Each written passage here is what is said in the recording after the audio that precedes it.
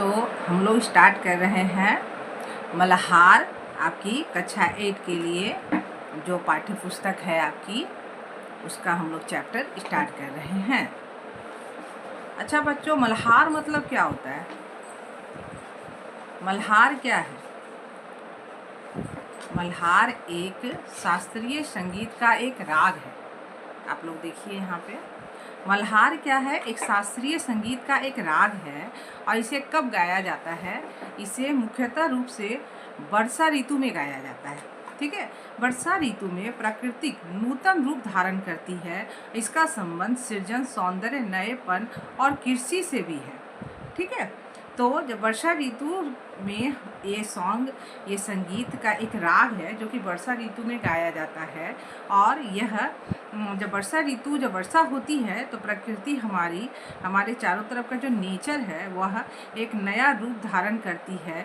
और सभी तरफ सृजन मतलब होता है उपज होना, बनना। सभी तरफ नई चीज़ों की उपज होती है। आप देखते होंगे पेड़ों में नए नए पत्ते आ जाते हैं, सभी तरफ हरी भरी खुशहाली छा जाती है, प्राकृतिक सुंदर हो जाता है और सभी और नयापन लगता है। जब वर्षा होती है उसके बाद सभी कुछ सुंदर साफ लगने लगता है। ठीक है, कृषि में भी हमारा बहुत मदद होता है। ठीक है, तो इस पुस्तक का जो नाम है मल्हार, उसी संगीत के एक राग के नाम पर रखा गया है। तो चलिए हम देख लेते हैं पाठ्यक्रम क्या क्या है। तो इसमें फर्स्ट चैप्टर है स्वदेश, दूसरा है दो गोरैया, उसके लिए एक और चैप्टर दिया हुआ है मित्र लाभ। आपके यहाँ 10 चैप्टर्स दिए हुए हैं, ज़्यादा सिलेबस तो है नहीं। तो हम लोग स्टार्ट करते हैं पढ़ना। चलिए आज हम लोग देखेंगे फर्स्ट चैप्टर जो कि है स्वदेश। ठीक है,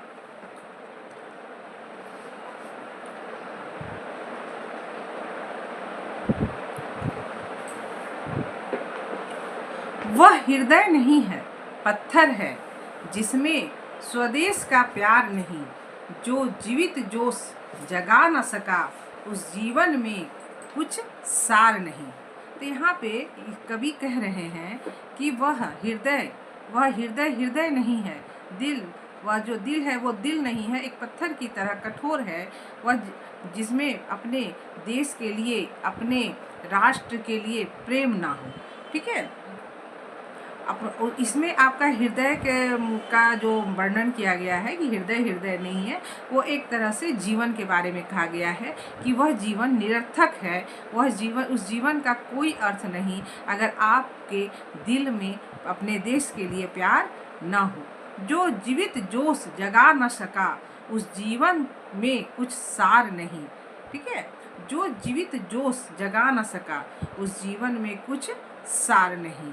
अर्थात जो हमारे दिल में, हमारे जज्बातों में ये एक होता है ना, जोश होना चाहिए कि हमारे जीवन में, हमारी अपनी ज़िंदगी में हम एक साहस जोश के साथ काम कर रहे हैं, आपस में जुड़ रहे हैं। अगर वो नहीं है, ठीक है, अगर वो नहीं है तो फिर हमारे इस जीवन का कोई अर्थ नहीं है।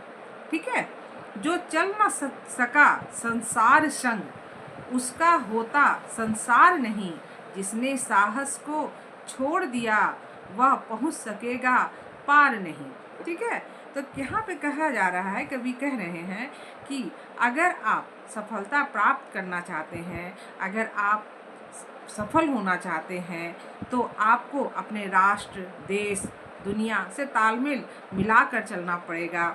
हाँ, जो इंसान अगर वह इस तरह से नहीं चलता है कि वह अपने राष्ट्र को अपना राष्ट्र नहीं समझता, अपना समाज नहीं समझता, तो भाई उसका भी ये संसार नहीं है। ठीक है, जिसने साहस को छोड़ दिया वह पहुंच सकेगा पार नहीं।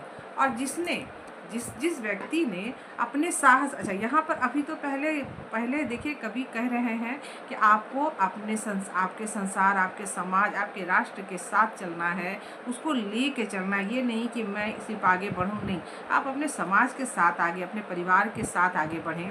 ठीक है, उसके बाद दूसरे पंक्ति में कह रहे हैं कवि कि जिसने साहस को छोड़ दिया वह पहुंच सकेगा पार नहीं। चलिए, ये पहले तो हमें सबको साथ लेके चलना है, लेकिन उसके साथ ही साथ हमें हमें अपनी मेहनत, अपनी साहस को भी बनाए रखना है। ठीक है, आप उसको सफलता मिलना बहुत मुश्किल हो, उस जो व्यक्ति अपने सपनों, अपने लक्ष्य की प्राप्ति करना चाहता है, ठीक है, जो अपनी लक्ष्य, अपने सपनों को प्राप्त करना चाहता है, उसे अपने आप में मेहनती होना पड़ेगा, साहसी होना पड़ेगा। ठीक है, उसको हिम्मत, श्रम और आत्मविश्वास की आवश्यकता पड़ेगी, तभी वह अपने जीवन में सफलता को पार कर पाएगा, सफलता को प्राप्त कर पाएगा। चलिए अब नेक्स्ट हम लोग देख रहे हैं, जिससे ना जाति उद्धार हुआ, जिससे ना जाति उद्धार हुआ, होगा उसका उद्धार नहीं, जो भरा नहीं है भावों से, जो भरा नहीं है भावों से, बहती जिसमें रस धार नहीं। ठीक है, जिससे ना जाति उद्धार हुआ, अर्थात जिससे अपनी, यहाँ जाति का मतलब जाति नहीं है, अपने अगल बगल भाई बंधु, अपने कलीग्स, ठीक है, अपने दोस्त, अपना समाज, इसके बारे में इसकी व्याख्या की गई है कि जो अपने भाई बंधु का भला जिसके द्वारा नहीं हो सका, जिसके अंदर उदार की भावना नहीं है, ठीक है, जो दिल से उदार नहीं है, उदार का मतलब असहाय गरीब लोगों का मदद जो नहीं कर पा रहा है, जिसके अंदर परोपकार की भाव नहीं है, वह, और जो भरा नहीं है भावों से, अच्छा ठीक है, जो कभी भी अपने से निर्बल लोगों की सहायता के लिए, कल्याण के लिए आगे नहीं आया, उसका कल्याण भी नहीं हो सकता है। ठीक है, अच्छा अब एक तो है कि जो भरा नहीं है भावों से, अर्थात जिसमें भावना नहीं है, जिसमें प्रेम नहीं है, जिसके दिल में करुणा नहीं है, जिसके दिल में करुणा की धारा नहीं बह रही है, उसका भी कल्याण नहीं हो सकता है। ठीक है, वह हृदय नहीं है पत्थर है, जिसमें स्वदेश का प्यार नहीं। और फिर यहाँ कवि कह रहे हैं कि जिसमें अपने भाई बंधु के साथ अपने जाति का उद्धार नहीं कर सकता, जिसके दिल में करुणा का भाव नहीं है, वह हृदय कैसा है? तो वह हृदय पत्थर के समान है, जिसमें स्वदेश का प्यार नहीं है, जिसमें अपने देश के लिए, अपने समाज के लिए, जिसके दिल में अपने राष्ट्र के लिए प्रेम नहीं है।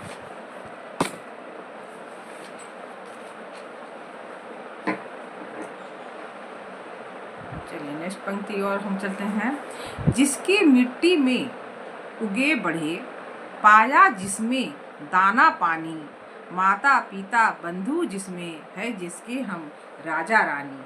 ठीक है, जिसके मिट्टी में उगे बढ़े, पाया जिसमें दाना पानी, इसमें कवि अपने लिए, हम सबों के लिए कह रहे हैं कि जिस देश की, जिस मातृभूमि के मिट्टी में हम जन्मे हैं, हमारा पालन पोषण हुआ है, जिसमें हमने जीवन यापन किया, अर्थात जिसने हमें भोजन दिया, पानी दिया, ठीक है, अर्थात जिसमें हमने आश्रय लिया, तो और जिसमें हमारे माता पिता भी हैं, जिसके हम राजा रानी हैं, अर्थात हम जहाँ पर रहते हैं, जहाँ हर आदमी, हर व्यक्ति, ये नहीं कि कोई राज्य है तो उसी का राजा रानी है, हर व्यक्ति अपने घर में वह अपने घर का राजा रानी होता है।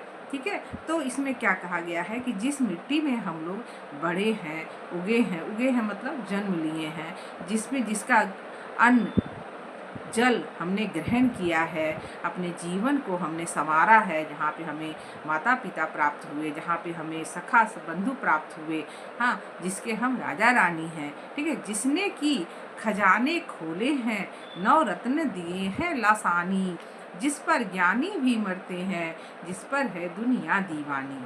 ठीक है, जिसने की खजाने खोले हैं, नौ रत्न दिए हैं लसानी। ठीक है, अर्थात इसमें कहा गया है, इसमें ऐसा नहीं है कि खजाना मतलब क्या होता है। खजाना मतलब होता है एक ऐसा, जहाँ पर जैसे कहते हैं, कभी हम लोग कहते हैं कि अरे ये तो बहुत बुद्धिमान है, वह ज्ञान का खजाना है ये। ठीक है, नॉट ओनली खजाना कि आप किसी के पास धन है तो धन के ही खजाने को खजाना कहा जाए, कोष कहा जाए। ठीक है, तो कहा यहाँ पे इस खजाने, इस कोष का अर्थ है सौंदर्य से, ज्ञान से, बहुमूल्य ज्ञान से इसका अर्थ है। ठीक है, तो इसमें कहा जा रहा है कि जिसने अपने ज्ञान, धन, सौंदर्य, अपने मूल्य को हमेशा बांटा है, वही धनवान है, वही महान है। ठीक है, वही महान है। और जिस पर ज्ञानी भी मरते हैं, जिस पर है दुनिया दीवानी। और जो व्यक्ति ऐसा है, जो व्यक्ति इतना अद्वितीय है, इतना अनोखा है, जो अपने जितने भी उसके खजाने हैं, चाहे वो ज्ञान रूपी खजाना हो, सौंदर्य रूपी, धन रूपी, उसके बहुमूल्य, उसके मौलिक मूल्यों के रूप में हो, वो सभी उसको वो बांटता है। तो सभी लोग उसकी क्या करते हैं? सभी लोग उसके दुनिया दीवानी प्रशंसा करते हैं। उस पर है नहीं पसीजा जो, क्या है वह भूखा भार नहीं। निश्चित है निसंशय निश्चित है जान एक दिन जाने को। तो इसमें उन भारतवासियों के लिए कहा जा रहा है कि भारत के नागरिकों को कहा जा रहा है कि अगर दूसरों का दर्द, दूसरे के कष्टों कर देखकर जिसका मन, हृदय नहीं पसीजता हो, जिसको तकलीफ न हो, तो वह इस धरती पर सिर्फ भार है और कुछ नहीं। ठीक है, निश्चित है निसंशय निश्चित है जान एक दिन जाने क्यों। जिस तरह कहा जाता है कि अगर हमारा जन्म हुआ है तो हमारी मृत्यु भी निश्चित है, उसी में यहाँ पे कवि कह रहे हैं कि वह निश्चित है, निसंशय निश्चित, जिसमें कोई संशय नहीं है, कोई शक नहीं है। ये निश्चित है कि जो भी आया है उसको एक दिन जाना ही है काल दीप जलता हरदम, जल जाना है परवानों को। सब कुछ है अपने हाथों में, क्या तोप नहीं तलवार नहीं।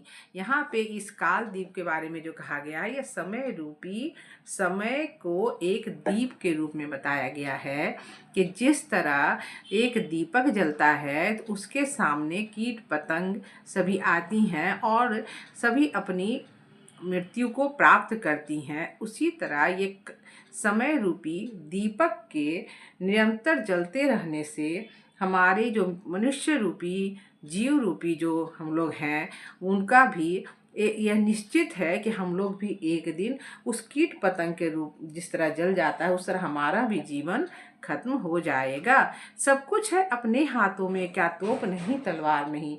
यहाँ मनुष्य के शक्ति, आत्मबल, संसाधनों के बारे में बात किया गया है कि क्या तोप नहीं तलवार नहीं, कि हमारे हाथों में वो सब कुछ है जिससे हम अपनी इच्छा को पूरी कर सकते हैं। वह हृदय नहीं है पत्थर, इसमें स्वदेश के प्यार नहीं। इसमें सिर्फ यही कहा गया है कि स्वदेश से हमें प्यार करना चाहिए। तो यहाँ पर इस कविता के जो कवि हैं उनका नाम है गया प्रसाद शुक्ला सनेही। इनका उपनाम क्या है? सनेही। ये ब्रज भाषा में कविता लिखने की जो प्रारंभ इन्होंने ही किया था। इनका जन्म उत्तर प्रदेश के उन्नाव जनपद में हुआ था। ठीक है, अच्छा, इनका एक दूसरा भी उपनाम रखे थे, ये अपना दूसरा उपनाम रखे थे त्रिशूल।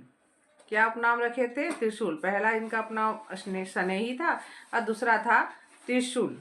राष्ट्र प्रेम की कविताओं के साथ साथ उन्होंने किसान, मजदूर, सामाजिक कुरीतियों आदि विषयों पर भी प्रभावकारी कविताएं लिखी हैं।